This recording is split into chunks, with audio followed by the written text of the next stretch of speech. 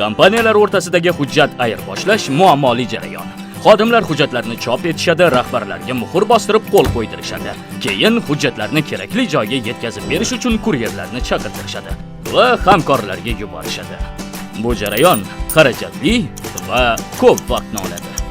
Eng xavotirlisi hujjatni ortga qaytib kelishi. Hech kim bu jarayon qachon sodir bo'lishini bilmaydi. Biznesni qog'ozbozlik muammosidan qutqarish vaqti keldi. Unga yangi dinamik ritmni kiritish vaqti keldi. Detox bu biznes hamkorlar bilan hujjat ayirboshlashning yangi xizmat turi. Sizni bir hujjatingiz endi elektron imzolanishi mumkin va shu ondayoq hamkoringizga yuboriladi. Yoki Detox saytida uni o'zingiz tezda to'ldirishingiz va hamkoringizga yuborishingiz mumkin bo'ladi. Elektron imzolangan barcha hujjatlar o'z qo'lingiz bilan qog'ozda imzolangan hujjatlarga tenglashtiriladi va bitimlar tuzishda dalil sifatida ko'rsatilishi mumkin.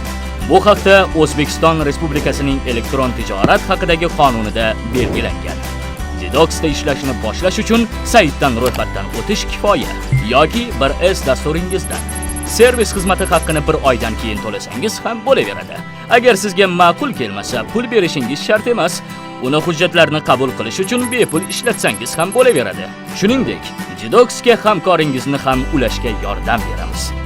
Detoxni ishlatib, matn terish va chiqarishga 85% gacha vaqtingizni tejaysiz. Hujjatlarni qayta ko'rib chiqish uchun vaqtingiz tejaladi. Shuningdek, hamkorlaringizdan pul o'tkazmalarini olish tezlashadi. Detox hujjatlarni elektron tarzda imzolang. Bu tezkor, ishonchli va qonuniy.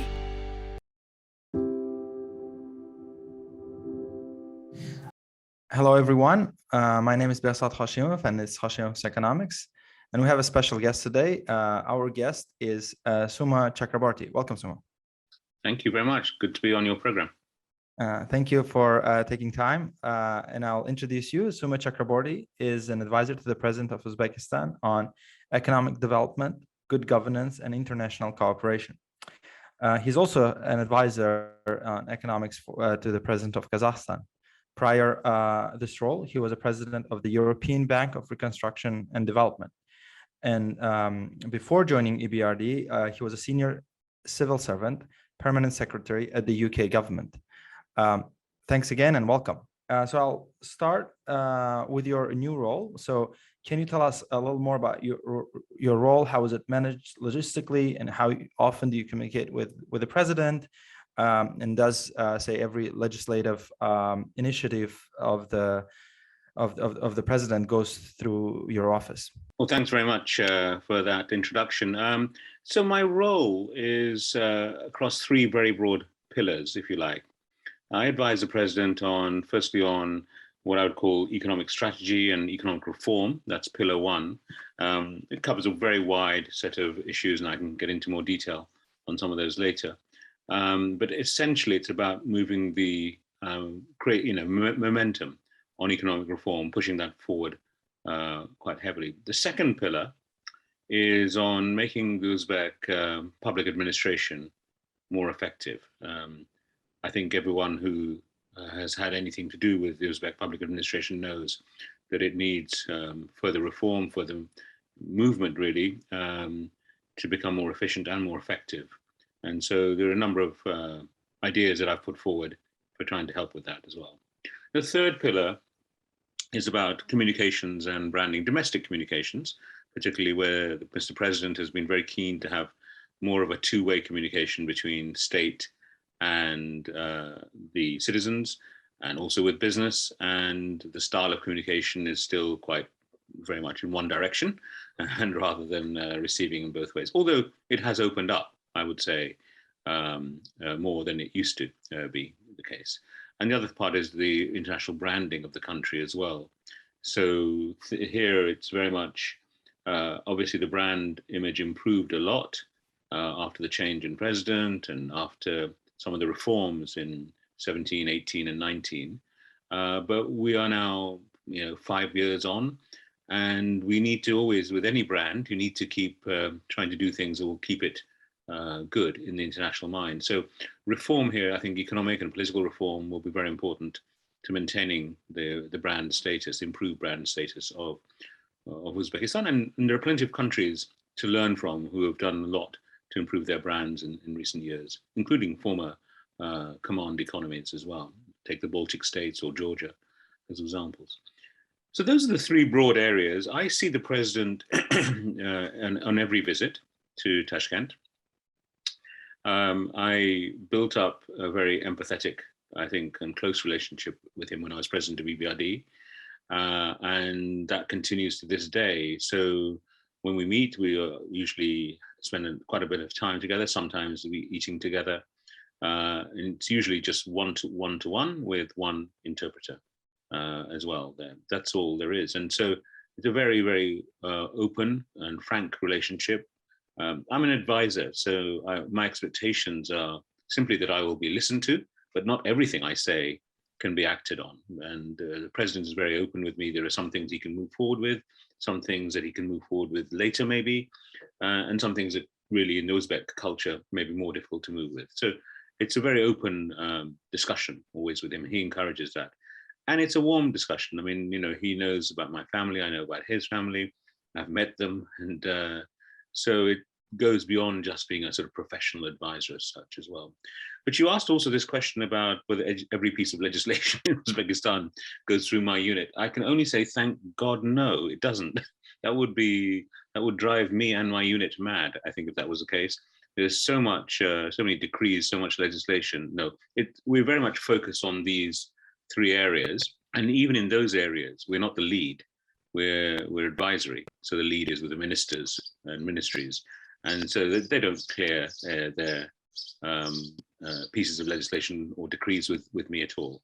Obviously, I've been involved in some things which are very direct. For example, in this last week, my own roadmap was approved. So I was obviously very pleased with that, but also the Agency for Strategic Development decree was also approved, and that's important. I've been involved with those two ideas. So, it's pretty much, I get involved in certain things only. There's just too much, I think, for one person to try and cover everything. I think there's a lot to unpack here. You said there are things that are in Uzbek culture that doesn't let you or president to move forward. So can you just give a brief example? I didn't quite understand that. So if you take the whole question of, for example, to give you a concrete example, in some countries, you would have debates, presidential debates, for example, between candidates very openly. That, and you're in America right now, so you know that system very well. It's the same in the UK, but in many, not just Uzbekistan, but many Central Asian countries and others, that isn't really part of the culture, to debate on stage openly with your opponents, your ideas. And I think that day may come one day, but it's not there yet. And I think that's we should recognize those sorts of things.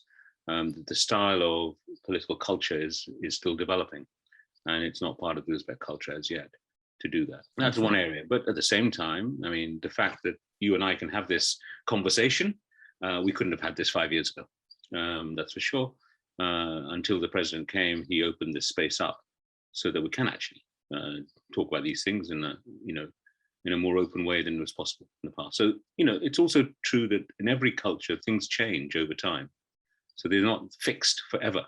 in any, I hope so too. Yeah. No, I think we should all hope that in every culture, including my own one in UK. I'm very much, grateful for that opportunity to be able to speak my mind freely, and I do write, and I do write without sort of repercussions or anything. So I think it's easier to find, similarities between countries and states and development.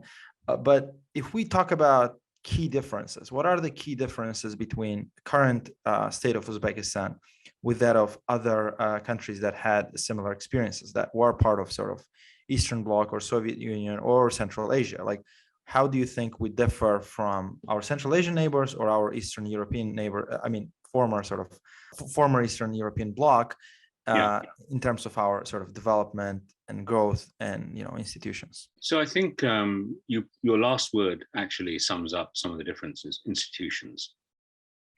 I think because the Baltic states, Poland, Hungary, Czech Republic, Slovakia, Bulgaria, Romania, they all had a destination they wanted to reach, which was EU membership.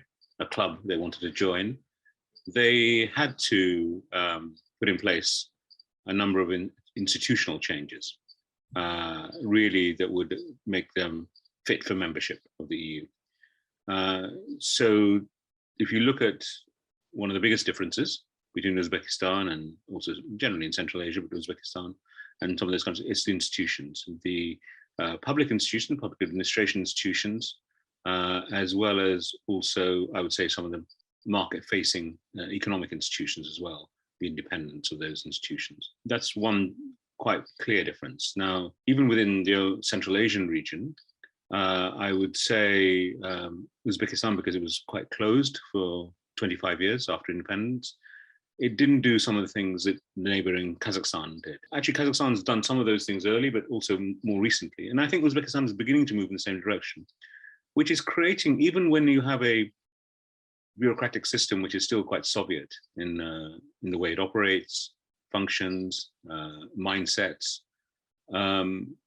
What the Kazakhs did was create one or two institutions which were quite different, and where you have quite modern corporate governance, Western management approaches and so on. I'm thinking of the Astana International Financial Center for one, even Samruk Kazina, Baytarek, they're all, now that doesn't mean that the Kazakh public administration has changed, but it means they've created these almost these islands of good practice from which they can borrow good ideas to put into the regular public service, if you like. Uzbekistan, I think, is now starting to do that with this new agency, strategic development. Obviously, we'll have to see in 2 or 3 years' time whether I'm right or not. But I think this agency is an opportunity to create a different way of doing business. And for me, it's exciting because I did the same for the Blair government in 1997 when they came to power. They wanted to create something within the civil service which was going to be different from the rest of the civil service. And I created what became the strategy unit, similar to the Agency for Strategic Development. And I created it in a style which was quite different from the regular public service. So we could attract in private sector people, academics, all sorts of different types of people, not just civil servants, into the thing. And they would come for 6 months and they would go. And they would do specific pieces of work. And that way, of course, also it meant that they would continue to be paid the salary they already had, and they wouldn't lose out by coming into a public job. I think some things like that would be really quite innovative in Uzbekistan, but I think it would also change the way the public administration works. But I would say at the heart of your question, it's institutions which are quite different. Another comparison, not just because Uzbekistan is not alone in this, another comparison would be between Ukraine and Poland. In 1991, they had pretty much the same per capita GDP. And the difference now is enormous. And one of the things the Poles got right was both central and local government capacity building, and really building institutions of the state that would function well. And Ukraine has never invested in those things at all until very recently when they started to do that. So public institutions matter a lot for economic development, and getting those right is important. So that is a big agenda of reform for Uzbekistan, I think. You worked for EBRD for quite a bit, and EBRD has certain values and policies when it comes to certain types of institutions like inclusion, political freedoms, democracy, and so on and so forth, which are, all very, noble goals. And in your current role as an advisor, you're not sort of bound by those sort of policies and goals, but do you think you still share those values of what EBRD proclaims, or do you think those values or policies that EBRD proclaims, at least publicly, were not helping you, for example? Was it more of a constraint, or was it something that you share as well? No, it's very much something I share. So my values don't change because I change institutions or change my employer. One of the nice things about being at my age, you can pick and choose. You don't have to work for these people if you don't want to. So the decision I made to work in Uzbekistan after EBRD was because I believe Uzbekistan is on a journey. It's a long journey. I describe it like lots of different ways to get from point A to point B.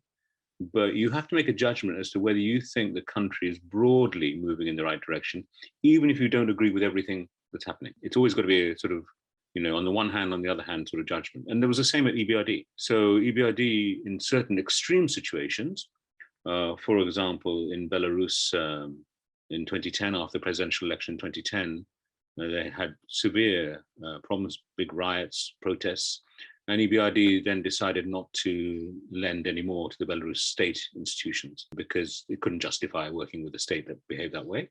So it only worked with the private sector. Now again in Belarus, Belarus then started reforming again, and so EBRD could work with the state sector again. But now again, they've had the same problem, and they've had to. So even EBRD is able to flex its response depending on the situation. But this is a journey that advanced economies like societies like the UK has been on since, let's say, the 18th century, or even earlier, maybe in the UK with Magna Carta. So I don't expect any society to be transformed politically and economically in one few years even. It's a long journey. And it's an important question I always ask myself is, do I still believe this leadership of this country still believes in that journey and is acting in the national interest, not in the personal interest? And I do. In the case of Uzbekistan, I do believe that is the journey they're on. What is an evidence that you built for yourself to come to this answer? Meaning, like, is there a checklist that you are like, if they do 1, 2, 3, that means this, or is it more like feelings and something that is not very codifiable in terms of deciding which countries? It's a mix of those things, actually. So you're absolutely right that if you're an EBRD, they do every time they do a country strategy, they have a full analysis of the politics, and quite a few EBRD countries or operations would say, yes, they are still applying the principles that are in the EBRD founding document, but they would also say, albeit imperfectly. And that would be true for many countries, I think. That would be perfectly fair judgment. And the EBRD does that by going through a set of, I think 14 criteria it has to do all that. That's the sort of rigorous approach to it. But leading at the end still to a political judgment, because the criteria are not scores. They're sort of, yes, on this one they're going forward, on this one they're stuck, this one they've gone backwards. So it's an overall judgment. And then on top of that, you have to have at sort of the level I was operating at EBRD, or even now, a personal judgment as to whether you think there are some bad things going on, some good things going on, but do I believe in the leader that I'm advising that he is really on the right road, and he pursues, and he actually cares about the road and he wants to pursue it. And in President Mirziyoyev, I do believe that. I think this was a huge break from the past, a huge risk taken by him personally to push ahead on these reforms. And I know, because I've spoken to him many times, just on my own with him, his personal commitment to this, and the hours he spends trying to drive this change, and how frustrated he sometimes gets as well when he visits the regions or something like that, and he finds the change is not happening quite as quickly or in the way he wanted it to happen. That's so I have also to build in my personal belief in that leader before making my decisions about what I'm doing. Thank you for an answer. Actually, I listened to a talk at Hard Talk at BBC about Azerbaijan. They asked you a similar question. So I think I understand. At that time, you were a president of EBRD, and then you were answering as sort of international civil servant. And right now, thanks for sharing what you think. You've thought about development economics, I think, throughout your entire career. You worked at, Department for International Development and, in different roles, but you are sort of very much committed into international development. Which is, in your opinion, is a bigger problem for the developing world? First, is it that leaders of developing countries do not know what to do? Or for the most of it, do you think the leaders of the developing world do not want to do? Because if you look at last 30 to 40 years, per capita income growth in many places, including say Uzbekistan, was pretty low. And for Uzbekistan, let's say we know what's the reason, but like overall, what's your sort of assessment for that? It's a really interesting question. I mean, I guess my reflection, as you say, after many years, involved in international development is that leaders, they often know what to do. And if they don't know what to do, they can access people like me and advisors to tell them what to do, advise them to what to do. The issue is really the decision that they have to make. And the decision is often a hard one. And this goes, by the way, for whether you're in a full democracy or in a guided democracy or moving in the right direction democracy, whatever category you're in, it's the same sort of judgment call. Is you're balancing as a leader what's in your national interest with what's maybe in your party interest or your personal interest as well. And that's the balance that is very difficult. And if you then have election cycles, you put it into that mix, then a leader can be driven towards short-term thinking. The best leaders are those who don't think in election cycles, who think long-term and can offer a vision of the long-term that is also winning them elections in the short-term. I mean, I thought Tony Blair in the UK was very good at that, having a long-term vision, but persuading everyone every few years to vote for his party by sticking to the long-term vision and showing how it was changing the country. That's the gift of real leadership. And I think, again, I'd say President Mirziyoyev does have that gift. He has an understanding of who he wants to get to. He's not someone who's grown up in a market economy. So he hasn't got that experience of what does a market economy do compared with a command economy, but he knows the situation. He's looked at the comparisons. He knows that Uzbekistan has to move in that direction if it's to, as you say, have higher per capita income growth and drive out poverty in the regions. And he has a long-term vision for trying to do that. And so he can marry. He is someone who is able to marry the national long-term interest with what he needs to do as a leader today. And that's the unusual balance that he has got, that in some emerging markets and some advanced markets, some leaders don't have. They tend to be very short-termist. But isn't it because of the sort of political realities of the state? In a way, in some other countries and regions, there is more sort of political competition, if you will, and then the short-termism prevails primarily because of pressures like electoral pressures, and in Uzbekistan they don't sort of have that pressures to the point that would what I'm trying to say is that isn't it because of the electoral system that's how it is? It can be, but I would point out to you that those electoral pressures were there for Thatcher or Blair, and these are people who had a clear vision of how they want to change their country and kept winning elections as well. So you can somehow find that right balance of doing the both. Yes, I mean, there's no doubt contested elections, contestability, political competition makes some things more difficult to do, but it's possible still to do it, as some leaders have shown. And over time, I mean, the political space in Central Asia generally is more and more freedom is granted, people will start contesting and arguing about reforms more openly. They probably anyway did so at home, but they'll be able to do it more openly. And that's a challenge that the modern leaders in Central Asia will have to get used to. I personally think that's a good thing. It's a good development. And to have your generation, challenging ideas, and that can only improve the overall politics and economics in the countries. Let's move into the specific reforms that I want to ask your opinion about. Many Asian countries, especially in East Asia, in the late 80s and 90s, they started, at least as the popular narrative says, with land reform. So they reformed their agriculture. They sort of gave land to the farmers, Deng Xiaoping in China and so forth. And then that agricultural productivity lead to their growth and development. That's sort of a popular narrative. In the past 30 years, Uzbekistan hasn't, I think, moved in the direction of actually reforming the agriculture.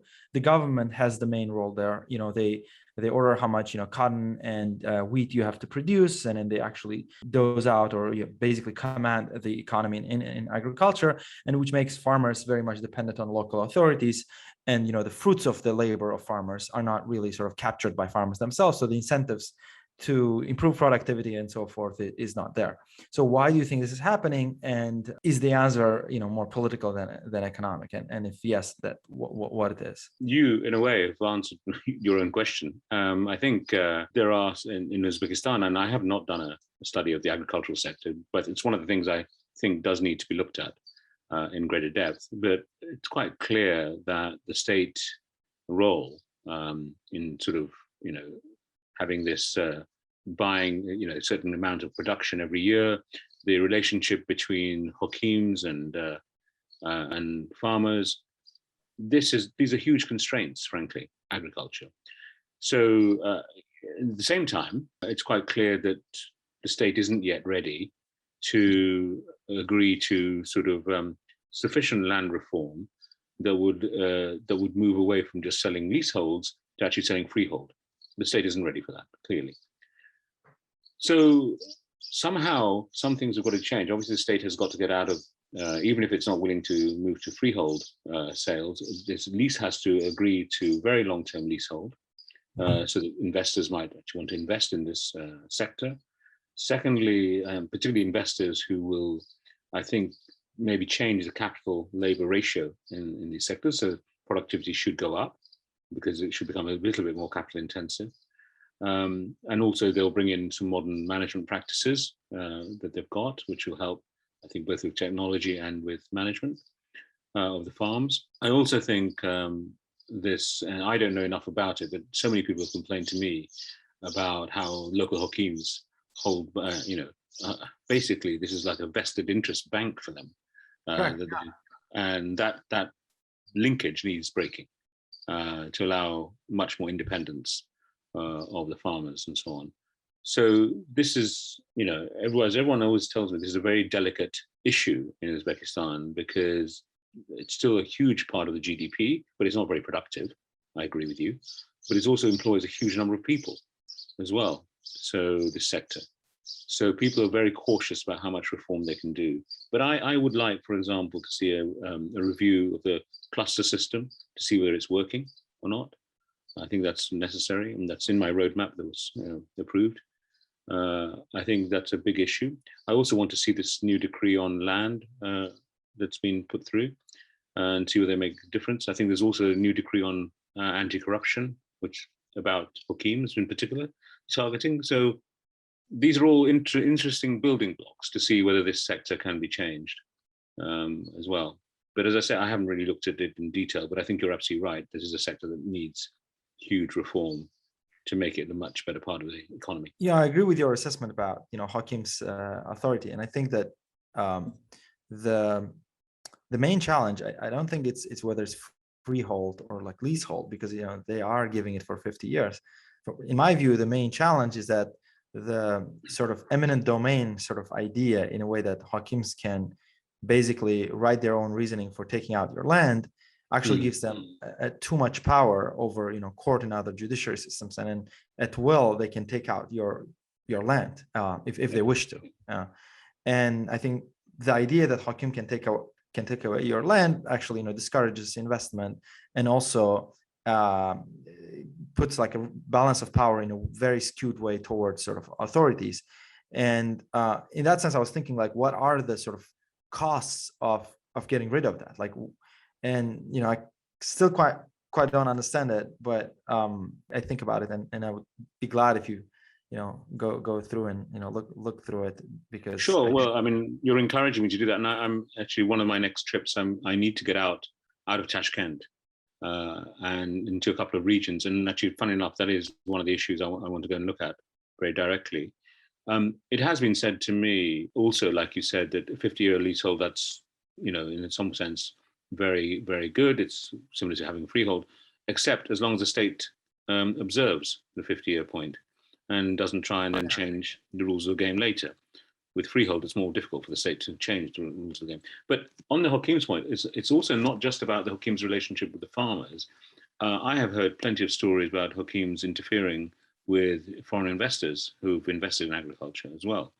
If the foreign investor doesn't do what the hakim says, immediately the hakim starts being difficult over many issues. So this is infecting the investment climate for the sector as well. Yeah, I think the constraints, and like Hakims are also like, I think they're of economic actors, and they're not doing it just for fun of it. I think one of the constraints they face is that they have a plan on certain goods that they have to sort of submit, and then when they're distributing the land, they care a lot about how their plans would be met. So one of the, I think, the biggest constraints to the Hakim's powers right now, or their responsibilities, to like meet those plans, and that's why it's a downwards. It's almost like a knee-jerk reaction in which like the farmers are. I mean, they blame Hakims, but the idea is like, I think the planned economy is to blame. I mean, in my humble opinion, if you will. Let me ask you a more philosophical question again.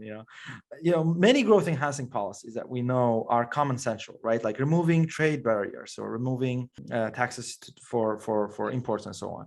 Privatizing government-owned property and companies so that the more efficient owners will be investing and increase the productivity. Opening up movement of people and of capital. Prudent fiscal policy, independence of central banks, or designing government regulation that prefers the consumer welfare and competition over the interests of captured industries.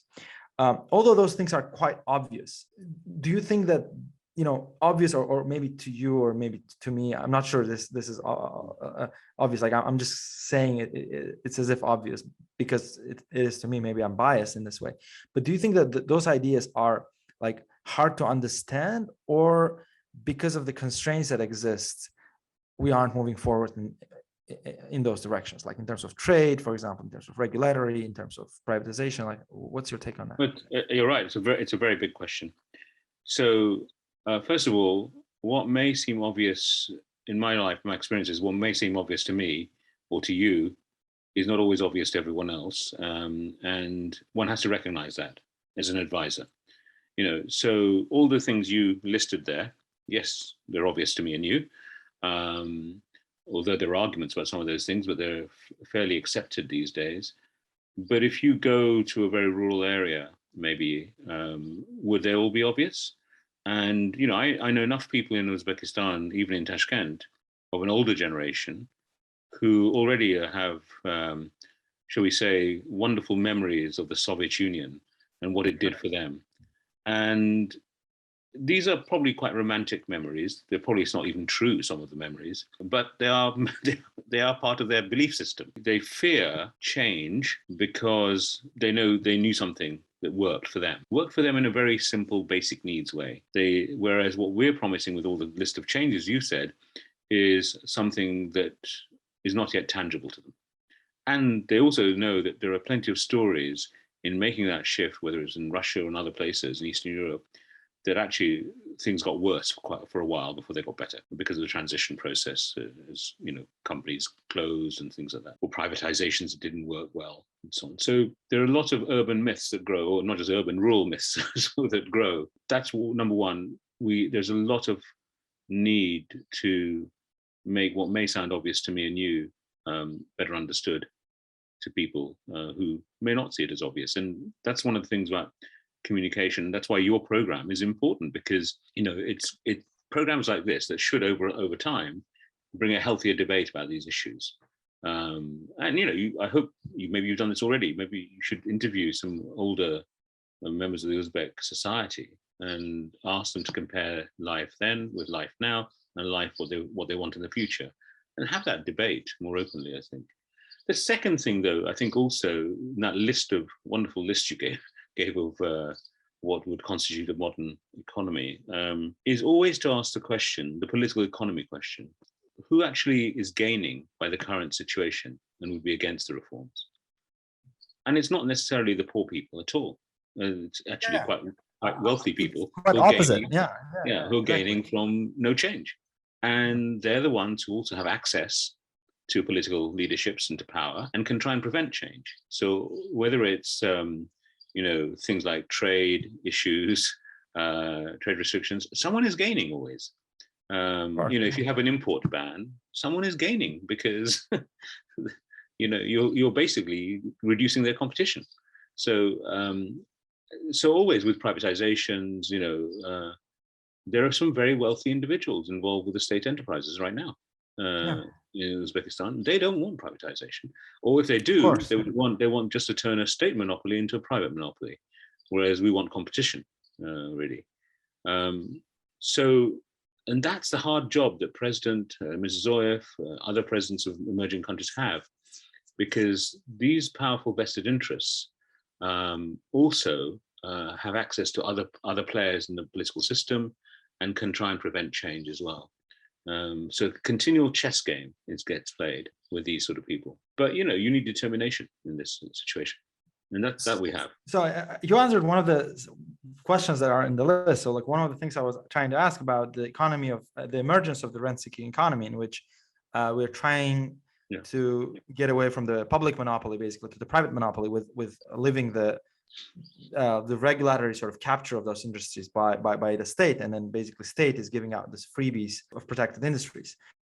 And one thing that kind of bothers me a lot is that the trade restrictions, but like the trade restrictions is much cleaner to see, is that basically the import taxes and so on, the benefits of those are very concentrated, and the costs of import taxes are very sort of dissipated across the board, right?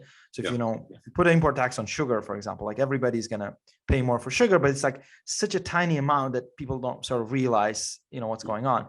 But the people who gain are very concentrated. They're like handful of them. And so what happens like in terms of political economy is that those people can concentrate their efforts in terms of pushing those policies, but people who sort of pay that, although the amount they lose is larger than the amount the other people gain, is much larger, the amounts. It's really hard to sort of cooperate, and I don't see a solution here. Like how's your take here? It's really hard for people to say the sugar is going to be 1 cent more for a cup, and then people are like, whatever. That's the thing I kind of struggle with. So I think the thing that people are not aware of, in the way that you are, you're more aware than I am of these things, is the handful of people who gain. These are people who live in the shadows, the handful of people who gain, right? And the wider public isn't really wholly aware who these people are. They probably know that someone is gaining. They don't necessarily know who. And this is where, this is going to be a long journey, clearly, but this is where the sort of freer press, freer media really matters. Freer political debate in Parliament really matters. So programs like yours, even if it's still not possible for you to name publicly who these people are, I think then you would have a problem probably. Yeah. But by saying simply that, look, and giving this example, that this rent seeking is actually, the rent is going to this group of people, small group, public becomes more and more aware of this sort of thing. Let's take an example like India, which is full democracy, and in the early 90s, when the Indians started doing their economic reforms, it used to be called the license Raj. So whoever controlled the licenses, had all the rent-seeking power. Actually, part of the democratization of the debate around this was to expose this sort of behavior and to show the public that they were actually paying higher prices because of the control over licenses. And you don't have to name people. You can just do it by going to the public and saying, you realize this is what's being skimmed off by those who control these licenses. But this, I'm afraid, this will take a long time, because you're going to have to keep coming up with new case studies of different sectors and different places, things that really matter to people. So in India, what really mattered was rice and onions, things like that. So the rationing of rice, if you went to an Indian market until the early 90s, you had a ration card and you could buy rationed rice. But if you had a bit more money, you could buy rice on the black market, as it was called then, as well, and better quality rice as well. And basically, this became exposed completely as a sort of untenable thing. And the media did a wonderful job of exposing it, parliamentary questions and debates, and you don't see that anymore. So it's gone. But I can remember it from my childhood. So yeah, me too. I mean, I remember the US dollars being something like rice in India. We had a black market, we had the rationing cards for dollars. So like, yeah. and then I remember when we went to convertibility of the exchange. I mean, the exchange rate. It was just quite astonishing, really, because that was an attack on vested interests. It was, yes, I remember. Yeah. It was, and that's the thing. I really think one of the most important reforms of the president, because at that time, I mean, I was in Tashkent, I mean, back and forth and so on. When I spoke to people and some government officials, some were like sincerely thinking that, you know, this system is working, and some people, you know, like the optimists were making money out of it, right, if you will, and I thought this is unsolvable unless the political will step up, and you know, lo and behold, like the day I flew out from Tashkent in September something, I forgot the date, and then when I touched down to the US, I open up the news and it's like the decree on convertatia, meaning like conversion of debt. And I was like, wow. It must be September 2017. It would have been. No, I remember it well, and I also remember the president telling me that even those who agreed with him that this needed to be changed, and I think even the IMF thought it would take longer. So I remember many of the reformists saying, "Yes, Mr. President, but slowly in stages." And he actually speeded up the whole timetable. He decided, no, if we're going to do it, we're going to just do it. Yeah, I think a lot of reforms are like that in Uzbekistan. There are low-hanging fruits, you know, and that's why I think, and that's why I'm so concerned. Sorry reform is emotional. So. I think we'll have some like 15 minutes as far as I understand. So let me move to some of details. You know, let's talk about foreign direct investments. In 2019, it was the highest level of foreign direct investments in our history. And, but it's still in absolute terms is very, very low. If you look compared to say Georgia, we were barely higher than Georgia, and I think even lower. And that's a country that is 10 times smaller, and which, you know, 30% of it is currently occupied war. And so, you know, although, yeah, it's not like 600 million like the year before, but still it's just like, you know, very, very small. Like, why do you think foreigners are not investing in Uzbekistan? What's your sort of main diagnosis? Yeah, sure. So, and you make a good comparison with Georgia as well. I think, you know, you can go into the nitty gritty, you can look at the doing business survey results and so on. That's fine. I mean, doing business survey is a nice league table. Most countries have worked out, including Uzbekistan, how to game that league table, in my view. So I prefer to really ask the investors what they think. And they tell me 2 or 3 things, big things. One is the rule of law. Rule of law in different countries. So they have choices to make, right? They can choose Uzbekistan, they can choose Georgia, they can choose wherever. Why they find, particularly in Uzbekistan, they don't wholly believe that the justice system is as transparent and fair as it would be if there was a dispute between the foreign investor and the state. So it's noticeable that more and more of the foreign investment contracts are coming to Uzbekistan.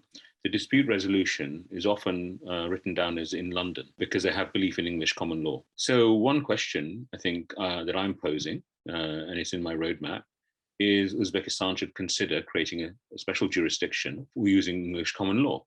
I mean, Astana has done this already, and it's been a great success in attracting a lot of foreign investors, new foreign investors. So rule of law and dispute resolution under English common law is, I think, one big thing that could change them.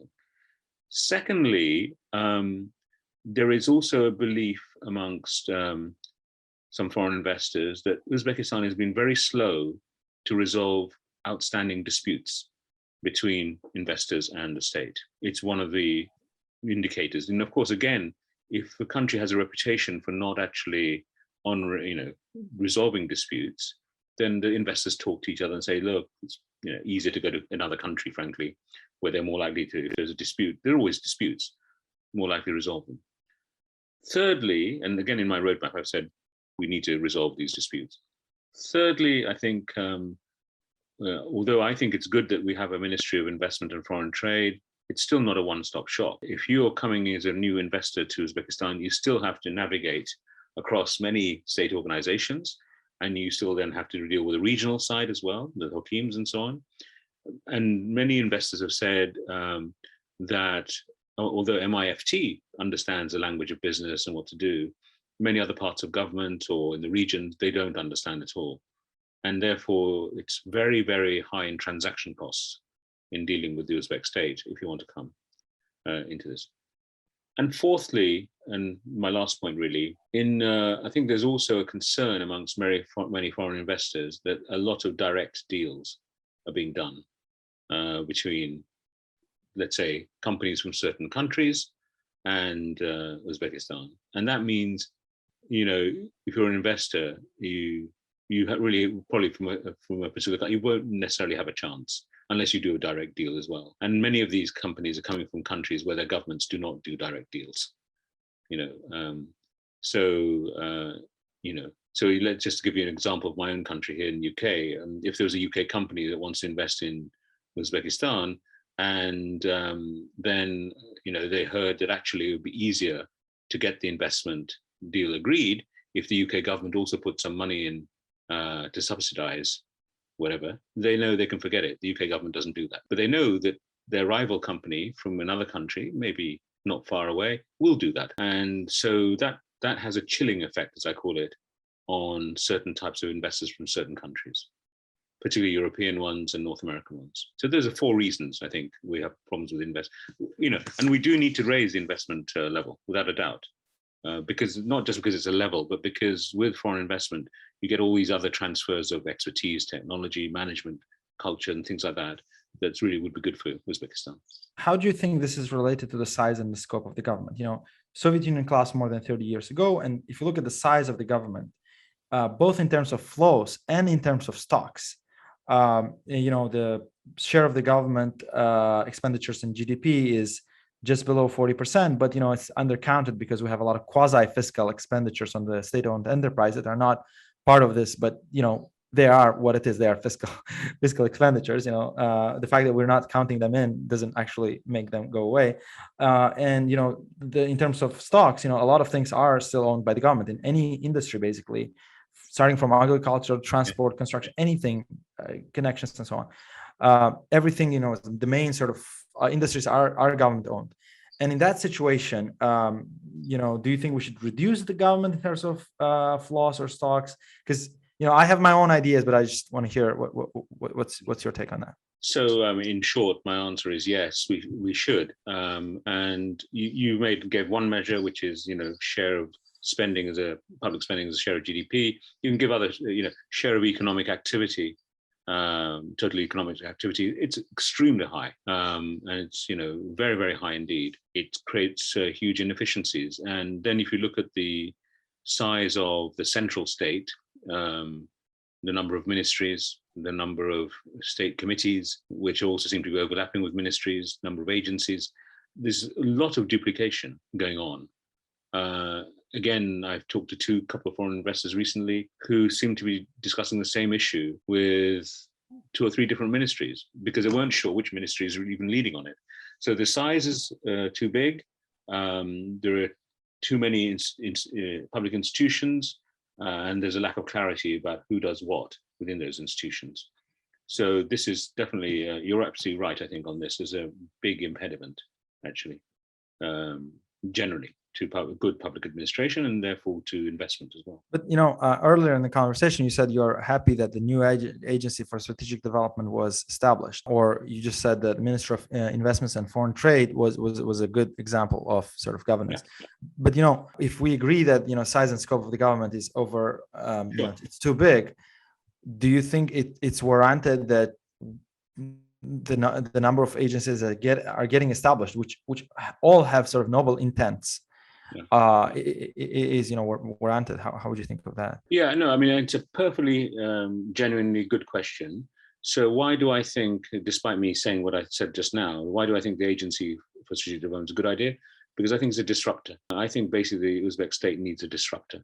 All these ministries, and I've walked around them, talked to all of them, they're all operating in a very old-fashioned way. This agency can disrupt things by being an island, an oasis of good institutional practice, like, as I said, like AIFC in Kazakhstan. It can be like that, and it should be structured like that. If it is structured like a ministry, then it's just adding to the same problem again. So it really has to be structured in quick teams which come together and then break up after they've solved an issue. And you have great different disciplines as well coming in, just like I described earlier with the strategy unit in the UK. And that will be the disruptor. It needs to do business differently from the ministries. Otherwise, you're right, it'll be just the same. And we'd just add to the problem. And if it can show it can be done differently and in a different way, then over time, again, I hope this will impact on, the style of government, size of government, and the sources of power in government as well. The other thing that's been bothering me a lot in Uzbekistan and also in Kazakhstan, but in Uzbekistan is the very long hours that the state officials are working. And not just senior ones, but all of them are working very long hours. They work 7 days a week. They, don't see their families to speak of. And if you're a woman, particularly, this is very, very difficult then for you to make already the culture isn't very equal, isn't at all equal. But then within that, if you have a style of working that's 7 days a week, you've got to be around. Well, women who are having kids want to be, as mothers as well, or also have to deal with elderly parents. And of course, the younger generation will also want to be with their kids much more and support the elder generation. It makes it very difficult for the modern man or modern woman to flourish in that system, because it's encouraging a 7-day presenteeism, as we call it in the UK, approach. And I've spoken to several ministers who are very unhappy and would like to spend more time with their families. They don't know their children well enough anymore. And I would question, frankly, and I would say this in any country, I think when you work 7 days a week and very, very long hours with very little sleep, you're actually not very productive because you're tired most of the time. And that doesn't help as well. So we've got a whole bunch of issues on the public administration side to solve, from structure, size, style of working, and also hours of working. All of these need to be resolved as well. I mean, I agree. I think the government size and scope should get reduced. And thanks for taking it. Well, we should involve you in the work. That is one of the things we're going to look at. So. Let me ask you. I think I'm almost out of time, so I had more questions, obviously, than we can cover. But there's one thing I'm thinking of. So I'll try to merge two questions into one. So just bear with me for a second. That's a trick of every good journalist. No, I'm not a journalist, actually. Like people, No, you can be though. You should be. Do have a very good career. I mean, I do it for sort of public benefit. Yeah, right. Like the part of it is educational too. So a lot of students watch it and then they comment and they think about it. So I think, this is part of my service to the country. I mean, I'm doing my PhD here, but I blog. I think it's great that you're doing it. And I'd never met you before, but my whole unit, everyone, knows your stuff. Oh, really? Okay. All of them, all the Uzbek staff knew it. So. Cool. I mean, I write in Uzbek, so I don't write for the Western audience. I write it for sort of locals. So there's a theory in economic development that says once you have a certain level of growth, then the good institutions, the political institutions, will come along. The competing theory says no. Just wait a second. You have to sort of first build the institutions, and then growth will follow. Obviously, I'm creating this fake dichotomy. Obviously, both things are important, but just for an answer, where do you stand on this debate? I think personally, it's a more iterative process. I think this is shaped by my own experience. And let me just tell you, I started my career in Botswana, in sub-Saharan Africa. Botswana had the good fortune to find diamonds.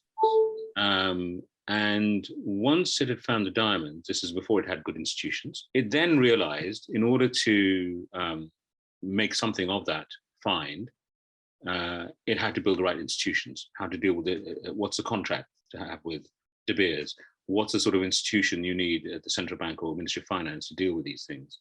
And then also, how do you make the revenue share out fair amongst people? So suddenly institutions became built almost in tandem as the diamond revenue started coming in.